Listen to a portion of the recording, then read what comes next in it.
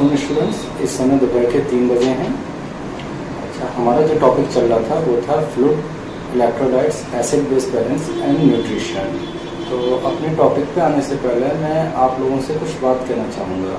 देखिए, पिछले 2 दिन से व्हाट्सएप ग्रुप पर मैंने आपको एक सिचुएशन दी कि आप एक डॉक्टर हैं और एक ऐसी पीएचसी पे हैं जहाँ पर कोई मेडिकल फैसिलिटीज़ नहीं है, ब्लड टेस्टिंग की फैसिलिटीज़ भी नहीं है, और मैं आपके पास एक पेशेंट, गांव का एक पेशेंट बन के आया हूं आपके पास में।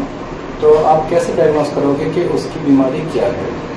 देखो, पहली चीज़ तो ये है कि मैंने आपको ये जो सिचुएशन दी कि आप एक ऐसी पीएचसी पे हो जहाँ पे कोई मेडिकल फैसिलिटीज़ नहीं है, वो इसलिए देखो सबसे पहले आपका जो है पेशेंट को लेकर के खुद की डायग्नोस बनाओ कि इसे क्या हो सकता है। आप इन्वेस्टिगेशन पे बेस मत रहो कि जो क्या कि इन्वेस्टिगेशन आ रहे हैं, इन्वेस्टिगेशन में अगर कोई उससे प्रॉब्लम निकली तो आप उससे अपनी डायग्नोस बना रहे हो, ऐसा नहीं करो। पहले अपने मन में एक डायग्नोस बनाओ कि पेशेंट को क्या हो सकता है।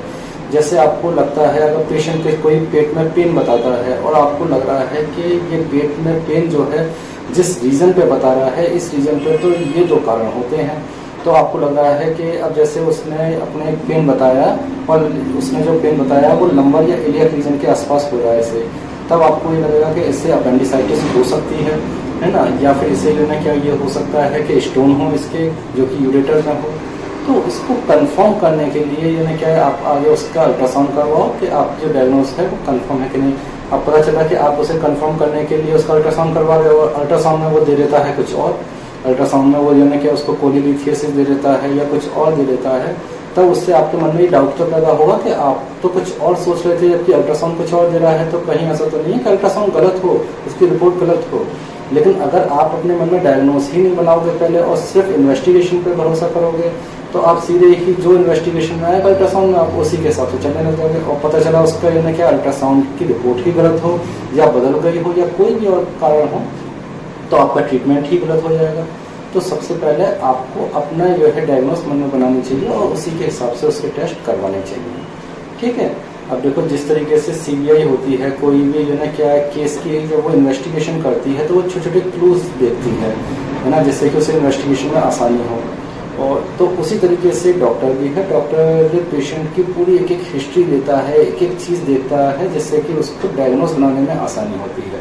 तो अगर पेशेंट की थोड़ा सा भी कहीं से भी आपको कोई क्लू नजर आता है तो उससे पूछो तुरंत ही उसके बारे में, जिससे कि आप उसकी डायग्नोस बना पाओ।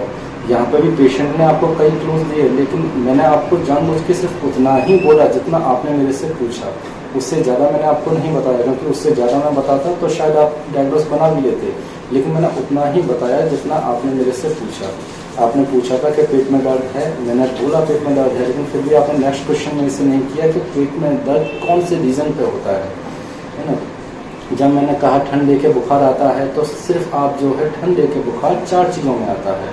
कौन कौन सी चीज़ है? ठंड लेके जो बुखार आता है, जनरली जो लोग सोचते हैं, जो खासतौर से जो नॉन मेडिकल हैं वो सोचते हैं कि सिर्फ ठंड लेके बुखार मलेरिया में ही आता है, लेकिन जो मेडिकल फील्ड से हैं वो जानते हैं कि ठंड लेके बुखार सिर्फ मलेरिया में नहीं, और भी रीज़न होते हैं, जैसे कि वायरल फीवर है, फाइलेरिया है या यूटीआई है, यानी कि यूरिनरी ट्रैक्ट इन्फेक्शन, इनमें भी ठंड लेके बुखार आता है। तो वो उसके रीज़न को जानने की कोशिश करते हैं। तो लेकिन आप लोग जो घूमते रहे, सिर्फ ज़्यादातर मैंने देखा कि मलेरिया या फिर मोस्टली जो घूमते रहे वो वायरल इन्फेक्शन की तरफ, ये इससे शायद वायरल इन्फेक्शन हुआ है। लेकिन आपको जो है और भी चीज़ों पर जो बाकी जो मैंने बताया ठंड लेके बुखार आता है, जैसे कि फाइलेरिया, यूटीआई, उस तरफ भी ध्यान देना चाहिए था, उससे पूछना चाहिए था क्या बर्निंग मिक्चुरेशन तो नहीं होता है, यानी कि यूरिन पास करते समय उसे जलन या दर्द तो महसूस नहीं होता है, तो शायद आपको बहुत जल्दी क्लियर हो जाती, डायग्नोस बहुत जल्दी बन जाती, लेकिन आपने ऐसा नहीं किया, ठीक है। चलो खैर कोई बात नहीं। और कई बार ट्रीटमेंट में ये रहता है कि कई बार हम ऐसी जगह पे हैं जहाँ पे कि इन्वेस्टिगेशन की सुविधा नहीं है। हालांकि आज के टाइम पे इन्वेस्टिगेशन की सुविधा है मोस्टली जगह पे, और इन्वेस्टिगेशन काफ़ी अच्छे इन्वेस्टिगेशन अवेलेबल भी हैं, जिससे आप बहुत जल्दी इजीली डायग्नोस बना सकते हो।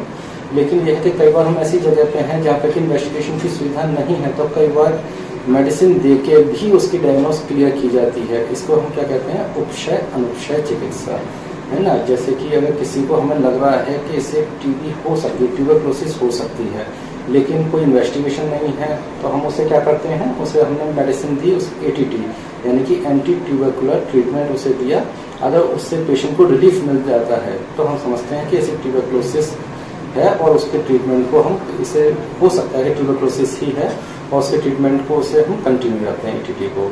लेकिन अगर उसे आराम नहीं मिलता है तो फिर ATT बंद कर देते हैं और किसी दूसरी तरफ सोचते हैं, यानी कि इसको हम क्या कहते हैं, उपक्षय अनुक्षय चिकित्सा, यानी कि उसे ट्रीटमेंट देकर सिर्फ उस ये देखना, अगर उसे आराम मिलता है तो इसका मतलब वही बीमारी है और आराम नहीं मिलता है तो फिर दूसरी तरफ सोचना।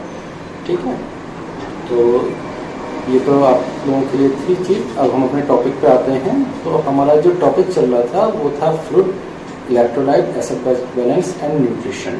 इसमें हमने क्या पढ़ा था? इसमें हमने देखा कि हमारे शरीर के लिए वाटर बहुत ज़रूरी है और ये वाटर एक बैलेंस में भी रहता है हमारे शरीर में। अगर इसकी मात्रा ज़्यादा हो जाती है तो नुकसानदायक है हमारे शरीर के लिए, वही मात्रा कम होना भी हमारे शरीर के लिए नुकसानदायक है, वाटर की मात्रा। और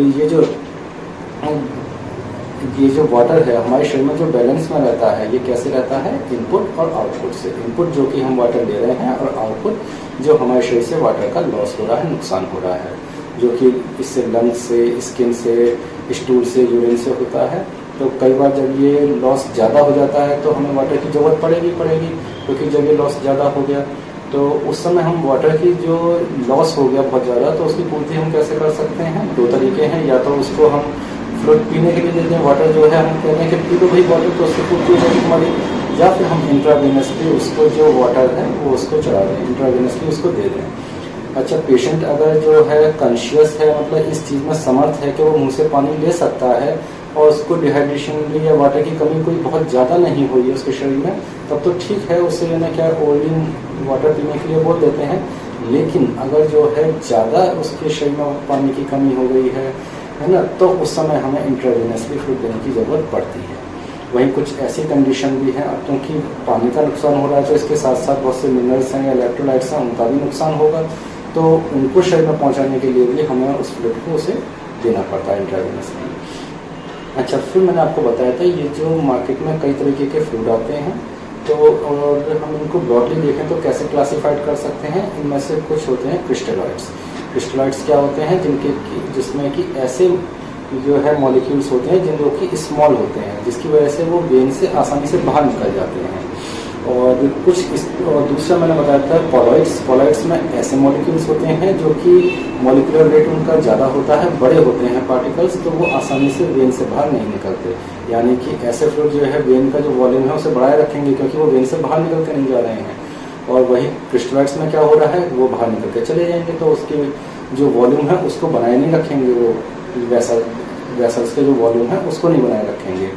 देखिए, कुछ स्पेशल फ्लूइड्स होते हैं जैसे कि D25, तो वो कुछ स्पेशल कंडीशंस, जैसे कि हमें हाइपोग्लाइसीमिया हो जाए, यानी कि हाइपोग्लाइसीमिया मीन्स, हाइपो मीन्स कम होना और ग्लाइसीमिया मीन्स ग्लूकोज, ब्लड में ग्लूकोज। तो ब्लड में ग्लूकोज के कम होने की कंडीशंस को ही हम हाइपोग्लाइसीमिया कहते हैं। तो जब किसी में हाइपोग्लाइसीमिया की कंडीशन डेवलप हो जाती है तो तुरंत ही हमें उसमें काफ़ी मात्रा में फ्लूइड देने की ज़रूरत पड़ती है। तो ऐसी कंडीशन के लिए ही कुछ स्पेशल फ्लूइड्स हैं, जैसे कि D25, तो उस समय ऐसे फ्लूइड्स को ही हम D25 को देते हैं, जिससे कि तुरंत ही उसकी जो ग्लूकोज की कमी है उसको दूर किया जा सके। तो अब हम पढ़ते हैं सबसे पहले क्रिस्टलॉइड्स। तो क्रिस्टलॉइड्स में कौन सा फ्लूइड आता है? सबसे पहले आता है D5। D5 का मतलब है डेक्स्ट्रोज 5%। ठीक है, डेक्स्ट्रोज 5% का मतलब इसमें 1 लीटर फ्लूइड में लगभग 50 ग्राम जो है ग्लूकोज होता है। ग्लूकोज या डेक्स्ट्रोज लगभग एक ही चीज़ है, दोनों कार्बोहाइड्रेट्स हैं। बस जब ये ग्लूकोज ब्लड में पहुंचता है तो हम इसे ग्लूकोज कहते हैं, और जब ये है कि भुट्टे से जब हम इसे, यानी कि भुट्टा जो होता है उससे जो हमें कार्बोहाइड्रेट्स मिलता है उसे हम डेक्स्ट्रोज कहते हैं, और जब ये ब्लड में पहुंचता है तो इसे ग्लूकोज कहते हैं। और वहीं फलों से मिलने वाले कार्बोहाइड्रेट्स को हम फ्रक्टोज कहते हैं। ठीक है, तो ये जो ग्लूकोज होता है ये लगभग 50 ग्राम इसमें होता है। और ये किस लिए यूज़ किया जाता है? मैंने आपको बताया ही कि यानी क्या है, जनरली किसी को थोड़े से माइल्ड डिहाइड्रेशन हुआ है तो उसमें इसका यूज़ किया जा सकता है, या किसी में एनर्जी की कमी है, उसे थोड़ा सा कमजोरी महसूस हो रही है, तो इसका यूज़ किया जा सकता है D5 का। तो और कहाँ पे इसका यूज़ किया जा सकता है? देखिए, इसका यूज़ करते समय एक चीज़ का ध्यान रखना चाहिए, खासतौर से मैं ये कह सकता हूँ कि कंट्रा इंडिकेशन कहाँ पे है D5 का, कि अगर किसी को हाइपोवोलेमिक शॉक आया है। हाइपोवोलेमिक शॉक क्या हुआ? हाइपो मीन्स कम होना, वॉल्यूमिक मीन्स ब्लड वेसल्स में जो वॉल्यूम है उसका कम होना, और उसकी वजह से जो शॉक आए उसे हाइपोवॉल्यूमिक शॉक कहेंगे। यानी कि ब्लड वेसल्स में जो ब्लड का वॉल्यूम है उसका कम हो जाना, वो ज़्यादा से ज़्यादा ब्लड वाटर ज़्यादा निकल जाने की वजह से या ब्लड के लॉस हो जाने की वजह से होगा। तो जब वो ब्लड कम हो जाएगा तो उसकी वजह से जो शॉक आएगा उसे हाइपोवॉल्यूमिक शॉक कहेंगे। तो उस कंडीशन में D5 को नहीं देते। क्यों नहीं देते? क्योंकि देखो D5 क्या होता है कि जब आप D5 देते हो तो शरीर में ग्लूकोज की मात्रा बढ़ती है, और ग्लूकोज की मात्रा बढ़ने पे आपका यूरिन आउटपुट जो है वो थोड़ा सा बढ़ जाता है। ये आपने देखा ही होगा कि जनरली जो डायबिटीज़ के पेशेंट हैं उनको यूरिन ज़्यादा आता है। क्यों आता है? क्योंकि देखो उनके जो ब्लड है उसमें ग्लूकोज का लेवल बढ़ जाता है। ग्लूकोज का लेवल बढ़ने पर सबसे पहले आपका जो शरीर है वही उसे प्रोटेक्ट करता है, और वो क्या करता है, यूरिन को बार बार आउटपुट होता है यूरिन का, जिससे क्या होता है कि जो एक्स्ट्रा बढ़ा हुआ शुगर है वो आपके शरीर से बाहर निकल जाए। तो इसलिए यूरिन आउटपुट जो है वो बढ़ जाता है ब्लड में ग्लूकोज की मात्रा बढ़ने पर। तो यहाँ पे भी जब हम D5 दे रहे हैं तो ग्लूकोज की मात्रा थोड़ी सी इंक्रीज होने पर क्या होगा, जो यूरिन का आउटपुट है वो बढ़ जाएगा। इसलिए सीवियर डिहाइड्रेशन की कंडीशन में हम तुरंत ही उसे D5 सबसे पहले नहीं देते हैं। हम उसे NS दे सकते हैं, लेकिन D5 उसे हम नहीं देते हैं, क्योंकि वरना उसे थोड़ा सा और डिहाइड्रेशन हो जाएगा। बाद में हम दे सकते हैं, तो ये प्रोटेक्ट तो करता है डिहाइड्रेशन को D5 भी, लेकिन थोड़े से लंबे समय पर। ठीक है। और वहीं कार्डियक हार्ट फेलियर है, सेरेब्रल एडिमा है, इंट्राक्रैनियल प्रेशर ज़्यादा बढ़ा हुआ है, तो इन सब कंडीशंस में भी हम D5 का यूज़ नहीं करते हैं। ठीक है। और किसी को अगर ग्लूकोज हाइपरग्लाइसीमिया है या डायबिटीज़ है तो ऐसे पेशेंट में भी हम इसका D5 का यूज़ नहीं करेंगे। इसके बाद जो आपका दूसरा जो क्रिस्टलॉइड्स में आपका दूसरा फ्लूइड आता है वो है आपका NS यानी कि नॉर्मल स्लाइन। तो इसमें नॉर्मल स्लाइन यानी कि इसमें नमक होता है, सोडियम क्लोराइड होता है इसमें, और सोडियम क्लोराइड की जो इसमें मात्रा होती है वो 0.9% होती है। सोडियम क्लोराइड नमक है, तो ये एक नमक का मिश्रण है जिसमें कि 1 लीटर वाटर में 0.9 ग्राम आपका सोडियम क्लोराइड होता है।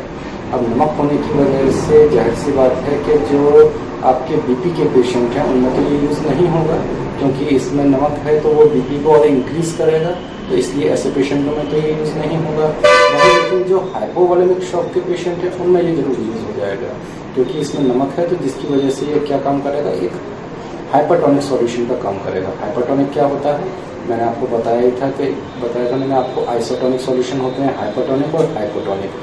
हाइपरटोनिक वो सॉल्यूशन होते हैं जिनका कंसंट्रेशन आपके फ्लूइड के कंसंट्रेशन से जो है ज़्यादा है। तो जब इनका कंसंट्रेशन ज़्यादा है तो ये क्या करेंगे, क्योंकि क्या होता है इसमें कि कम कंसंट्रेशन वाले सब्सटेंस सॉल्यूशन से ज़्यादा कंसंट्रेशन वाले सॉल्यूशन